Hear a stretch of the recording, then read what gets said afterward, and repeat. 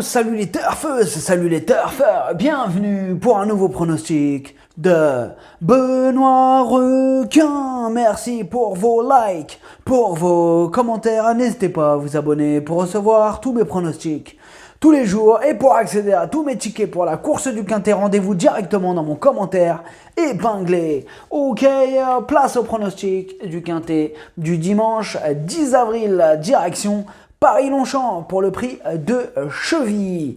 Plat 1400 mètres, 16 partants, réunion 1, course 3. Indice de confiance 1 sur 5. Petit retour sur le Quintet du samedi 9 avril. Dans mon pronostic, je vous ai donné le tiercé, le quartet et le Quintet. Et pour les VIP ce samedi, on chope un nouveau Quintet dans l'ordre, ça fait plaisir. Bon après c'est dommage, c'était un Quintet de favori donc ça payait pas beaucoup. Il a fait 438 € dans l'ordre, hein, le Quintet samedi. Mais bon, ça fait toujours plaisir de choper un nouveau Quintet dans l'ordre. Bon ben voilà, on a au moins ça. Ok, c'est parti, on commence le pronostic et on commence avec le numéro 1 qui est donc True Romance. Et on écoute Francis-Henri Graffard. True Romance est dans son élément dimanche. Il est en pleine forme, adore le parcours du jour et se plaît tout particulièrement en terrain souple. À l'issue d'un bon parcours, il devrait se montrer compétitif dimanche. On passe au numéro 2, Amedras. Et on écoute Christophe Escuder. Amedras est resté en très bonne forme depuis sa dernière sortie où il a prouvé qu'avec l'aide d'un terrain très souple, il était toujours compétitif en 41,5 de valeur. Maintenant, il faudra bénéficier de bonnes circonstances de course car raccourci pour l'occasion, il va devoir s'élancer en dehors, ce qui n'est jamais un avantage sur ce parcours. J'espère le voir bien courir. Bon, moi personnellement, Amedras, c'est mon préféré. Ah, je l'ai mis en tête. Ah ouais, je l'aime bien ce numéro 2. Le numéro 3, c'est Kid Conte. Et on n'aura pas les commentaires de l'entraîneur pour ce numéro 3. Mais bon, je ne l'ai pas retenu pour ma part. Ah, mais qu'est-ce que je raconte? Mais si, je l'ai retenu. Je l'ai mis 5ème. Mais oui, je l'ai mis 5ème. N'importe quoi, je l'ai pas retenu. Mais si, je l'ai retenu, je l'aime bien même. Ah oui, il a une vraie chance de faire l'arrivée. Le numéro 4, Ludo. Et on écoute Henri-Alex Pantal. Ludo avait besoin de faire une rentrée, il commence à être un peu mieux, c'est jouable en valeur 41,5. Le numéro 4, ouais, je l'aime bien aussi, je l'ai mis deuxième, je l'ai mis bien haut. On passe au numéro 5, French Comte, et on écoute Erika Madère. French Comte est en très bonne forme, prêt à fournir sa bonne valeur d'entrée de jeu, cela dit, il ne faut pas de terrain pénible le concernant. Alors, avec toute la pluie qui est tombée en même temps, là, il va pas être content. Bon, moi je l'ai pas retenu, je suis dans le côté champ réduit, quoi. Donc, oui, pour les amateurs de champ réduit, pourquoi pas, bien sûr. Bon, maintenant, il y a cette histoire de pluie. Là. On passe au numéro 6, Be My Day. Et on n'aura pas les commentaires de l'entraîneur pour ce numéro 6. Et lui, pour le coup, non, je ne l'ai pas retenu. Voilà. Donc lui, non, je ne l'ai pas retenu, ce numéro 6.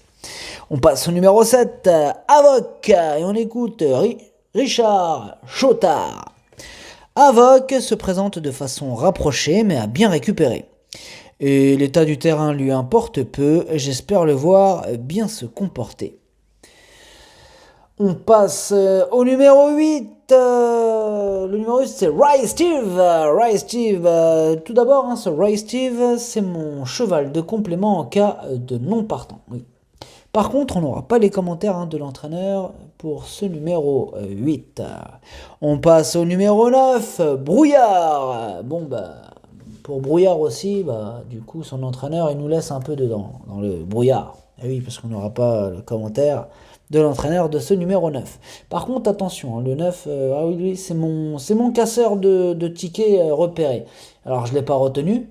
Et oui, sinon ça serait pas un casseur puisque je l'aurais mis. Et voilà, je l'ai écarté, mais voilà, c'est impossible, casseur de tickets numéro 9, attention.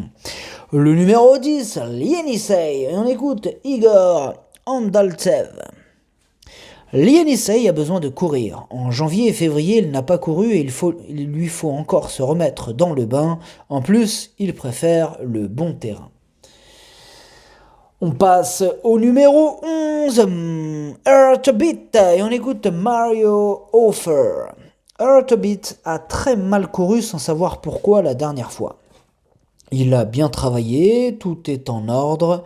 En plus, il aime le terrain un peu souple. On espère qu'il court mieux. Le numéro 12, Essai transformé. Et on écoute Michael Delzangle. Essai transformé m'a un peu surpris en s'imposant de la sorte la dernière fois. Depuis, tout est ok. Il est resté dans un très bel état de forme et tentera de surmonter la pénalité. Néanmoins, j'espère que la piste ne sera pas trop souple, ce qui compromettrait ses chances. Eh bien, ce numéro 12, c'est lui le 8e de mon pronostic. Là, il parlait de la pluie, ça compromettrait ses chances. Ah bah oui, là, ça va être bien souple. Hein. Ah, il a beaucoup plu. Hein. Ah bah, c'est bien tombé.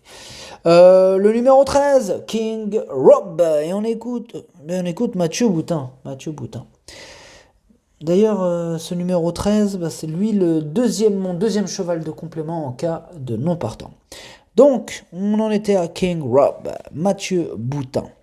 King Rob n'a pas eu franchement ses aises dans la phase finale à Fontainebleau. Il retrouve dimanche un tracé qu'il affectionne et une piste bien souple qui n'est pas faite pour le gêner. Un rachat est donc espéré, même si je trouve l'écurie un peu moins en forme ces derniers jours. Ouais, c'est vrai que c'est pas la grande forme ces derniers temps, mais bon, hein, on va voir. Le numéro 14, Al Oula, et on écoute Frédéric Id. Al Oula a été desservie par le port des œillères dernièrement, car elle s'est montrée trop brillante. Cette fois, elle ne sera pas munie de cet artifice et essaiera de se réhabiliter. À cette valeur, sa marge est réduite, mais elle est restée en belle condition.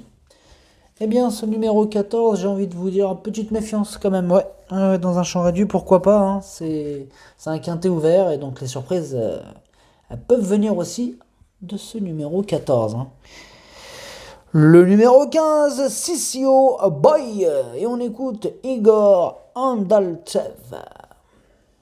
Sissio Boy est en très bonne forme, comme l'indique sa dernière prestation à ce niveau.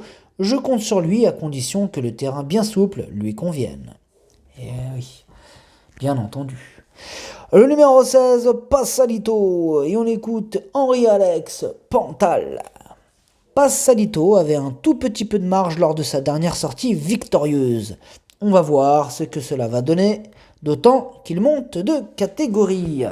Le pronostic, ça donne 2, 4, As, 16, 3, 15, 11. Merci d'avoir suivi cette vidéo. N'hésitez pas à vous abonner pour recevoir tous mes pronostics tous les jours. Et pour accéder à tous mes tickets pour la course du Quintet, rendez-vous directement dans mon commentaire épinglé. À jouer avec modération. Bonne chance. Chopez-le-moi. Ciao.